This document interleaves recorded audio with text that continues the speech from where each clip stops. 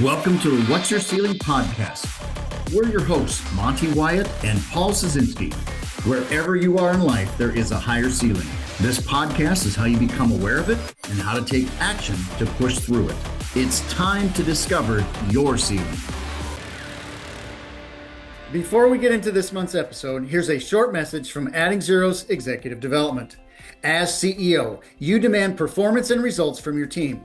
If you're committed to developing a cohesive, driven organization that achieves successful outcomes every single month, we need to talk. It's time to see how organizational and executive development from Adding Zeros can help. We focus on strategic planning, executive coaching, team alignment and engagement, organizational culture, and clarity of implementation. Contact Monte Wyatt by booking an appointment at www.addZerosNow.com. That's ADDZEROSNOW.com, AddZerosNow.com. If you're ready, now is the time. I have a few coaching spots available for 2025. Lock in your team today. Now let's begin today's episode. Welcome to the What's Your Ceiling podcast, where we talk about your health, your family, your business. I'm your host, Monte Wyatt. If you're a CEO, executive, or a business owner, then this is the show for you. We call our audience the achiever because you're always striving for the next level. It is my pleasure to have Dr. Dave Vigerust join me today. He is the President and Chief Scientific Officer for Strategic Biosciences. He has founded, led as CEO, and previously served as Chief Scientific Officer for a number of progressive life sciences and advanced biotech companies. Much of Dr. Vigerust's success is attributed to its superior logical and analytical approach in formulating innovative and nonlinear industrial solutions. He has highly practical and scientific knowledge across multiple disciplines in biotechnology, medicine, and life science. Dr. David Vigerust, welcome to What's Your Ceiling. Thank you very much. Pleasure to be here. Thank you. Looking forward to hearing your story and how you've built businesses, how you've built products, how you've grown yourself in your progress. And I see you've got a TED Talk, so I'd love to hear about that as well. And so maybe give us a little insight first, a little history lesson on how'd you get interested in biotechnology and medicine? Well, medicine has always been an interest of mine. I think that was probably the first career aspiration that I had as a youngster. I probably have one of the rare experiences of having been a subscriber to the New England Journal when I was, 10 or 11 years old. To this day, I still don't see how we managed to do it. But, I was reading that when I was very young. I was always interested in medicine. And, as I went through school and tried to refine where I was going to spend a career, medicine was always the backbone of it. It transitioned a little bit. Initially, my desire and goal was to be a surgeon.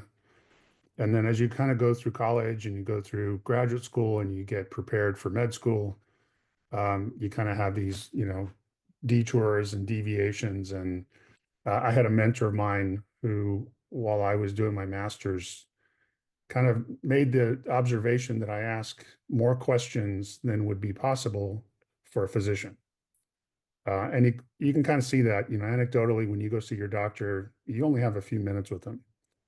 They don't have time to ask you questions on how are you feeling, how are you doing, how's your meds, what symptoms do you have? I mean, it's really a quick visit, right? And from the patient perspective, I think that's disappointing that you don't have time to spend with your doctor. But I think from the physician side, if you want to get to know your patients, that's a problem as well, right? So this particular mentor said, I think you could accomplish more by being on the research side, still in medicine, but doing things where you can ask questions, find solutions, build things. And by and large, I think that's been a good direction.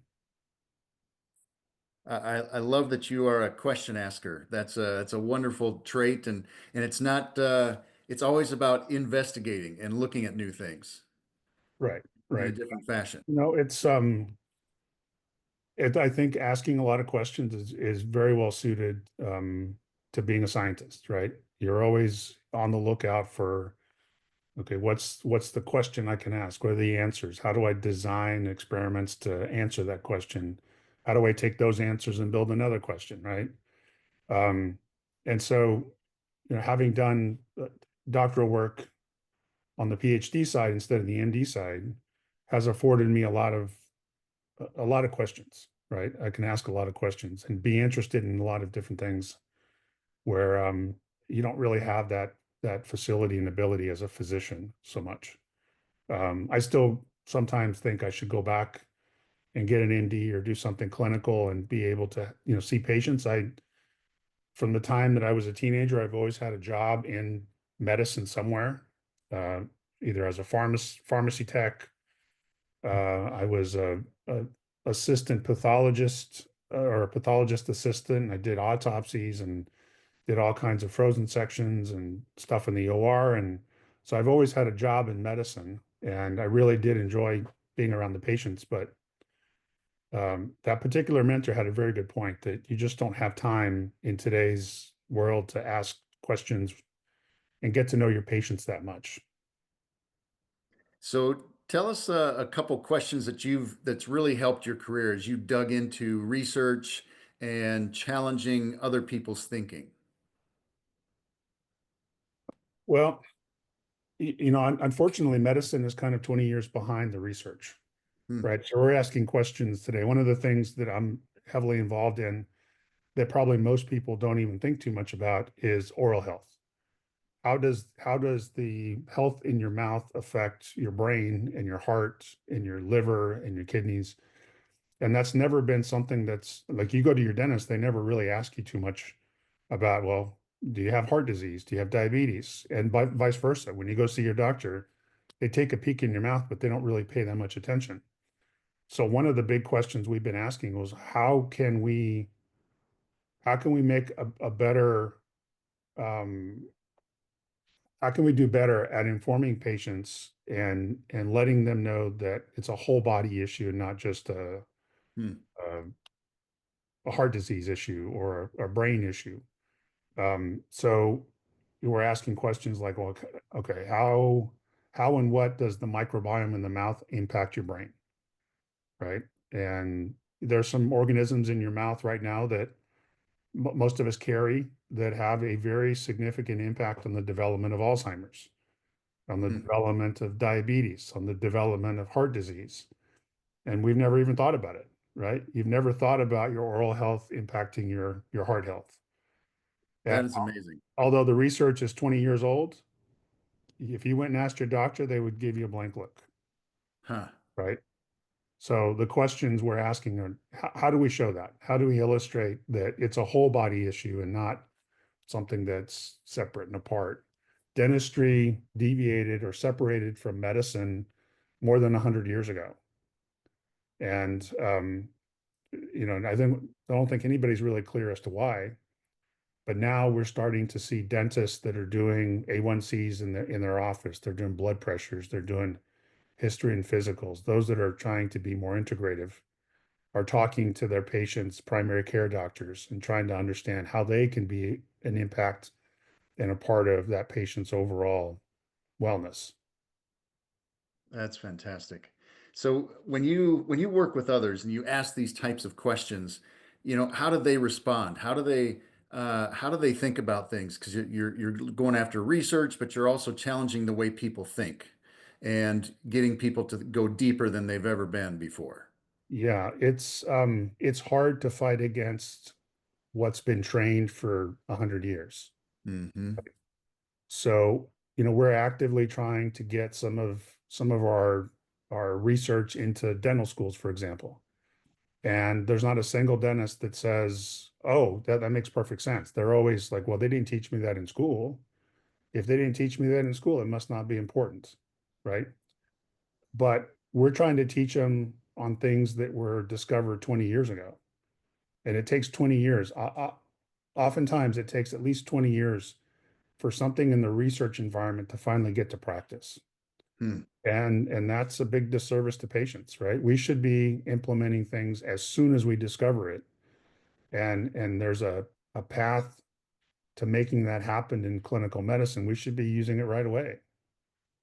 You mentioned the TED Talk. One of the things that I was discussing in that TED Talk was about precision medicine. And we've known about precision medicine. You hear the phrase every once in a while. We've known about aspects of precision medicine for 50 years. And yet, if you're on a drug right now, if you're on a heart drug, for example, I could tell you with a very high degree of certainty if that's the appropriate drug for you with a simple test. Take some saliva, test your DNA, and I could tell you that drug is right for you or that drug's wrong for you. Hmm. But nobody uses it. Now, that seems like a huge disservice to your patient to not use technology that's been around, proven, tested for 50 years. But it's just not part of normal practice. So what do you think is holding people back from trying these new opportunities and new ways of thinking? Education is what's holding them back. Hmm. It's not taught. And it's not like if I go to a cardiologist, I can take two cardiologists, one who was trained 40 years ago and one who is trained now. And if I mention the word DNA, the one who's trained recently understands. The one who was trained 30 years ago gives me a blank look. Hmm. It's not part of what they do in their practice, right? They've never even considered the DNA of the patient as having any relevancy to what they're doing for the patient. And some of that's because the younger doctor has been taught and has grown up in an era of molecular biology, right? Where we understand DNA, we understand the genetics of ancestry and that sort of thing. A lot of that is very recent, right? It's the last 20 years where we've done 23andMe and Ancestry, and we're interested in our genealogy, and that's all based on our DNA. But within that DNA structure is the blueprint for how we work chemically, mechanically, bioenergetically. And we could look at all of that and have a very precise way of addressing someone's disease concern, wellness concern, but it's not taught.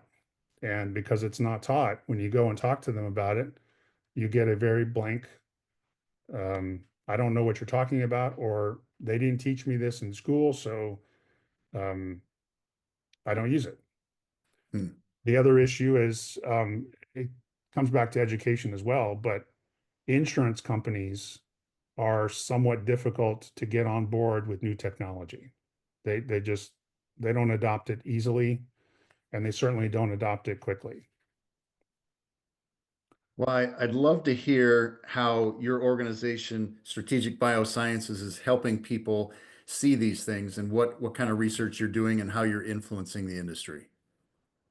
So a lot of that is education, is trying to consult with schools, trying to consult with medical practices, trying to give them some insight on how these tools, assays, and tests that we can develop, how they can give them better insight on how to treat their patient better. I mean, I would think every doctor wants to do a better job at treating their patient. The unfortunate thing is they have such a limited amount of time to do so, right? So you can't do much in 7 minutes. And that's, really that's the average amount of time that a doctor has with a patient.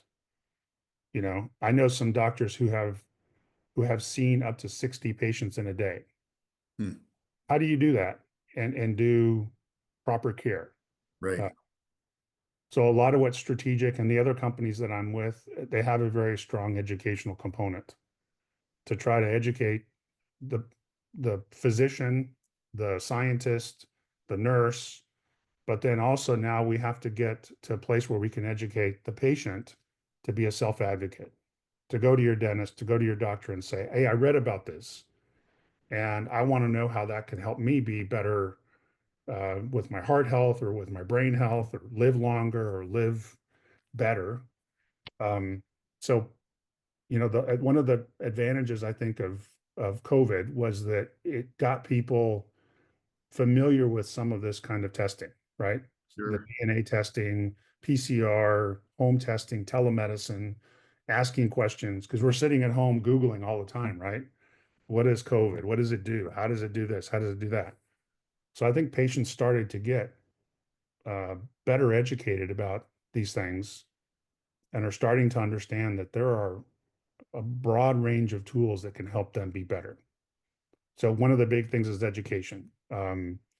Another thing is trying to develop the most cutting edge tools that we can and then educate on that, right? So a lot of what that strategic has done is it's a development of assays.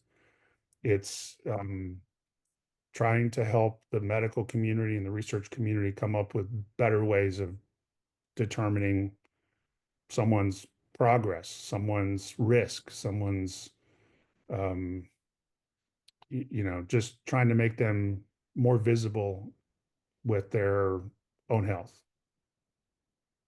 So I would imagine your influence skills are pretty strong. I would hope so. Part of that education and getting people to see different things. How did you learn to influence others, or how have you changed in your influence process to get people to see those things?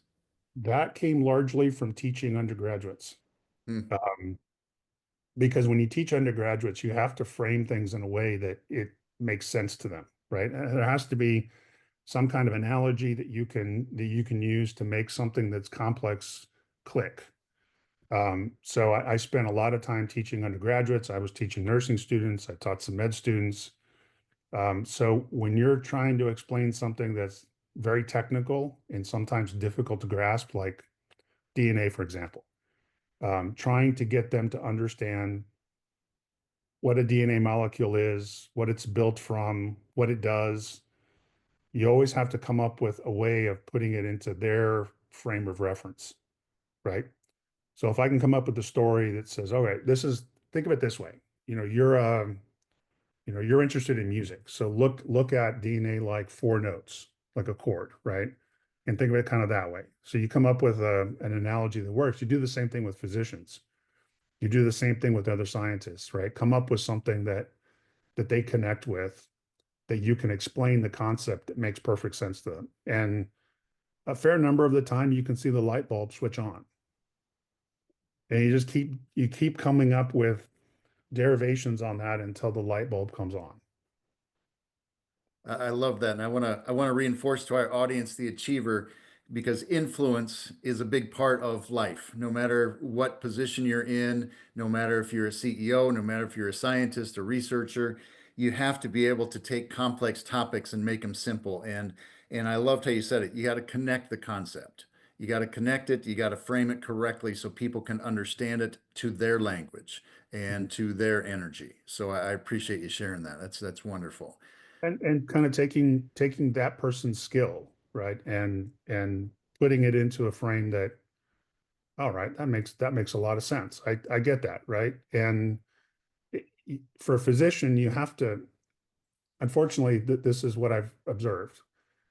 For a physician, when you have a dialogue with them, you have you can't be, I can't be the smartest person in the room, Mhm. right? Because they're trained. They're trained to be cool under pressure. They're trained to not get excited. They're trained for stress, right? So you have to put it in that framework. And doctors are trained to be ultra confident, right? So if I can frame it the right way, I can maintain their confidence and the trust that what I'm telling them is truthful and and fits with their mentality. Absolutely. Tell us about a risk that you've taken in your career that really catapulted you to the next level, and how you broke through that risk. Well, um, I started off in academics, right? I was writing grants. I was, at a major research university, and it comes a time when you sort of think, well, what am I doing here at the bench? I mean, it's publishing papers, it's writing grants. It it's fulfilling, but at the same time, it doesn't directly impact the patient like I wanted to, right? So I had to take a chance on getting out of academics, which could have been, very comfortable. You write grants, you get tenure, you can't get fired, you're stable. But I got recruited to a company that was a startup, didn't have the security that academics has, and kind of really took to it. And I liked the idea that the stuff that we were designing had a direct impact to patients soon. what I was researching in the lab, like I say, it might have taken 20 years before it got to a place where somebody would use it. And I like the idea of being able to have that direct direct translation to to a patient. Some of my training was at St. Jude, and they have that same kind of mentality. What you're doing in the lab is intended to be in the clinic as quickly as possible. And in order to facilitate that, they sort of made the environment such that you were always around the patients that you were doing work for, right? So you went to lunch, the patients were in the lunchroom with you. You went outside to get some fresh air, patients were outside with you, right? So everything was generated in a way that what I was doing in the bench is going to be in the clinic very quickly. But that's a challenge, and it's kind of scary to jump out of the security of academics and into a startup. And then over the last 10 years, I've been part of probably at least 10 startups. And every one of those is a flyer. It's a risk because you don't know if it's going to work or not. And especially so when you're doing things that are very cutting edge and you're trying to convince the medical population, or you're trying to convince the consumer that this is something that's worth their time, effort, and money to be involved in. And it's always on the cusp of taking off or crashing. That is very interesting. I love to hear that you've been a part of so many startups. What kind of mindset did you have to go into a startup, and maybe some self-limiting beliefs or some belief systems that you had to change going into that startup or any of those startups? Um, you have to believe in the product that you're putting out, right? It has to be something you really think can benefit people. And I really try hard to get involved in things that I think are going to benefit someone. It's not just a money maker. You know, obviously a lot of startups don't become money makers for a long time. So there's always that risk there that it won't go, and you won't be able to support yourself moving forward. But um,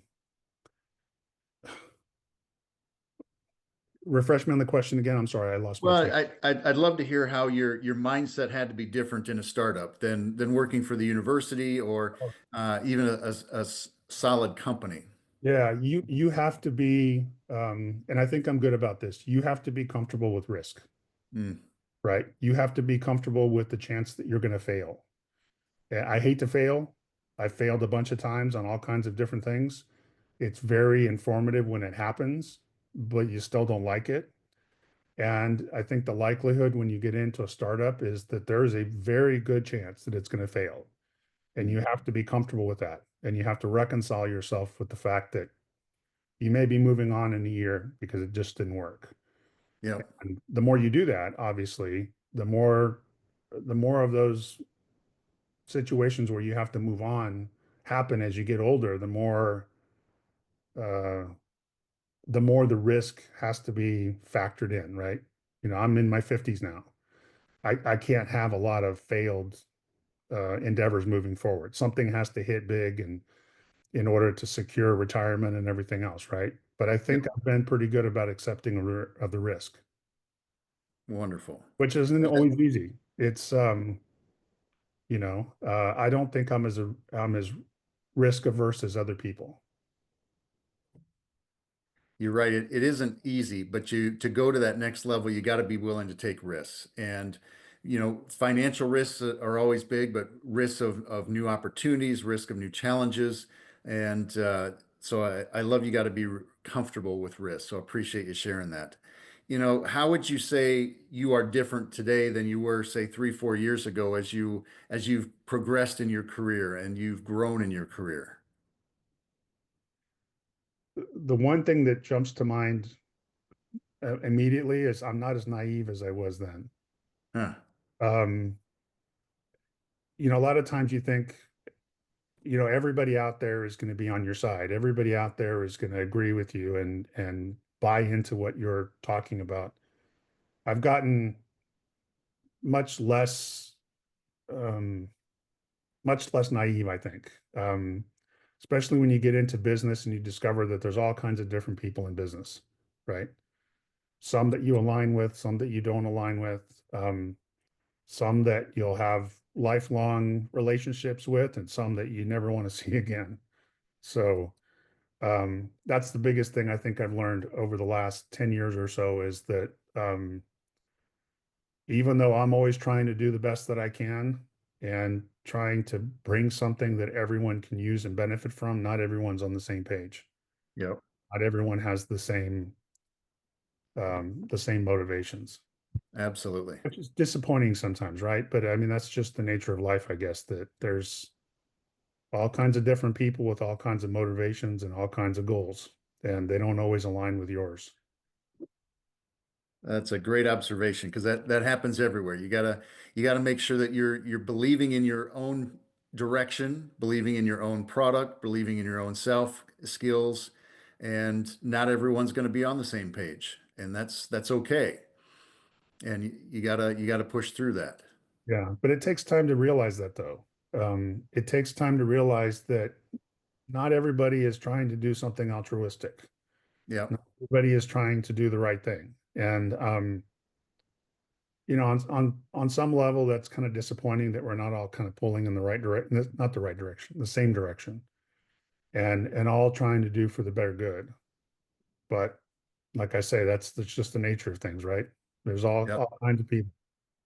Absolutely. Absolutely.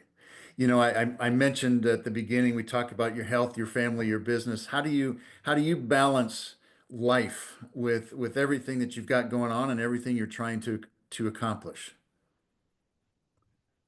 Well, it certainly helps having good family, right? Supportive family, people who trust that what you're trying to do is going to be good for everyone involved, right? So good relationships is probably the biggest thing in trying not to get sideways with each other when things don't go the way they should go or the way I anticipate it's going to go.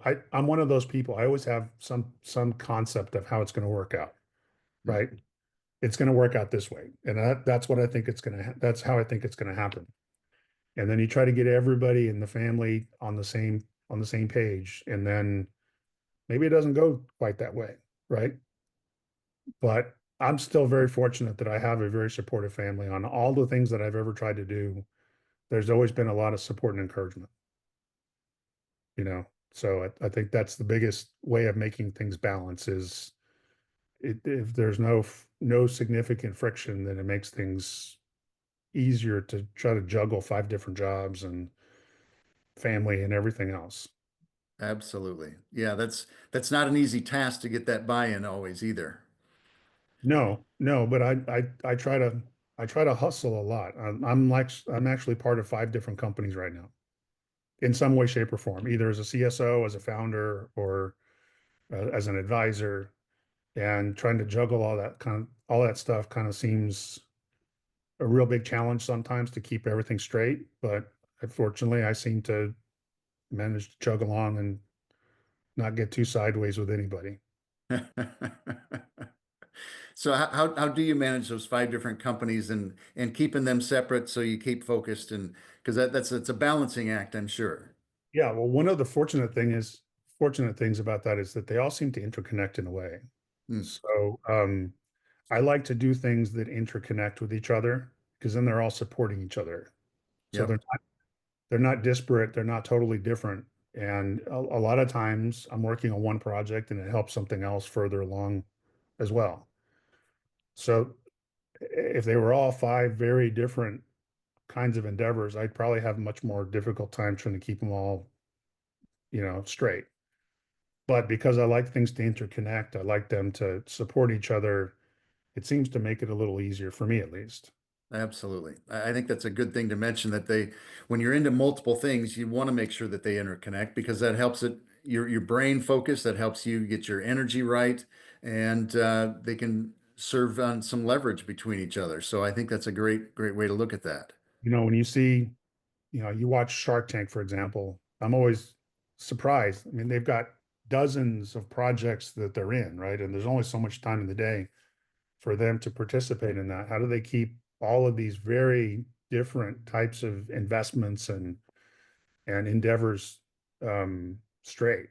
I mean, how do you even have time to be in you know 5 different categories of business and keep them all straight? 10 different categories of business, 20 different ones. And I'm sure it helps to have good assistants and good support staff and that sort of thing, but still, they must have very good partitioning skills to put all that into the right frame of reference, because sometimes it seems like they're very different types of businesses that they're involved in. I think it's easier for me just because they're all kind of tied together in a way. Yep. Absolutely. Absolutely. What's a ceiling you're working to break through right now? What's a project you're working on, or your next step that you're working to break through? I am, and some of my partners are really working hard to get, back to what we were talking before about precision medicine, trying to get a new cancer diagnostic up and going. Hmm. And one that I think has the power to help every single person who has the unfortunate circumstance of having cancer. I've got, just like all of us, we all have some family touch point, some friend touch point that had cancer. And, we're trying to break through um, medical resistance, insurance resistance, patient resistance, because oncology is one of those places where I think we could really benefit by having some new technology, some new thought, and different approaches that are not kind of the mainstream. So we're really pushing hard against all of those barriers, the insurance barrier, the patient barrier, the physician barrier. Um, Unfortunately, oncology is one of those strange parts of medicine where there's some conflicted interest, Hmm. and having to fight that conflicted interest is pretty difficult. So what's the biggest thing that you think you have to grow in or change or position differently to get that break through some of those barriers? It's going to come back to what you were mentioning before about influence. Yeah. Having the right voice and the right message to influence all of those people who are posing the barrier to this being the next wave of medicine, precision medicine in particular, but in the cancer space is I don't think I have my influencing skills to the point yet where I'm going to be able to break through that without a lot of effort and work on my part. Hmm. I want to reinforce that to our audience because I think that's a great trait that every one of us needs to have, no matter where we're at. It's influence, and I loved how you said it. It's your voice, it's your message, how you get there, and how you understand your audience as well. So really appreciate you sharing that. You've given us some great insight on your world and how you think and your processes. I'd love to. I always ask this of my question of my guests. What would you like to be known for? In the broadest sense, I'd like to be known for having done some good for patients. I mean, that's a very broad sense, right? That the training that I've been fortunate enough to get, I've always had very good teachers. I continue to have good mentors. They've all been very, very good about teaching me things that I didn't have a good grasp on or needed to work on. So I just I'm hopeful that at the end of my career that it can be looked back on and that I did something useful for patients. That's fantastic. That's very altruistic, and I love that vision. That's wonderful. If there was anything you'd love to share with our audience, the achievers, they're building businesses or building their teams, what suggestion would you have for them? Well, I think probably most of your audience is are people who are good with accepting risk. Not all of us are good at accepting failure. Um, get comfortable with it is one thing I've had to do is get comfortable with failure because it happens more often than success does. And I think it's a better builder of character than success is. So get comfortable with failure. And it definitely does build character, that's for sure. Yeah, it does. And I think you learn, and I've heard many people say this, I think you learn more from failure than you do from success, right? And eventually all of that ties together in a way where success, when it does happen, turns out to be just that much more sweet. Absolutely. Absolutely. I really appreciate your time today. And I want to reinforce just a couple of things that you mentioned.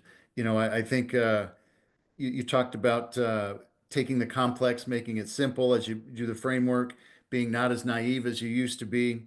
And I think this influence concept that we talked about a couple times is very important. And your last point of getting comfortable with failure, I think that's a huge, huge learning that I want all of my audience to understand and embrace because it is a great way of building character and growing yourself and your skills. And so it's failure is not a bad thing. No, So wonderful. Well, Dr. Dave Vigerust, I really appreciate your time and your insights and your expertise and wish you continued success in all of your endeavors. And to my audience, to our audience here, keep growing, keep learning, and continue to like and subscribe to our podcast so you can continue to grow and break through your ceilings as well. So thanks for joining us. We'll see you next time.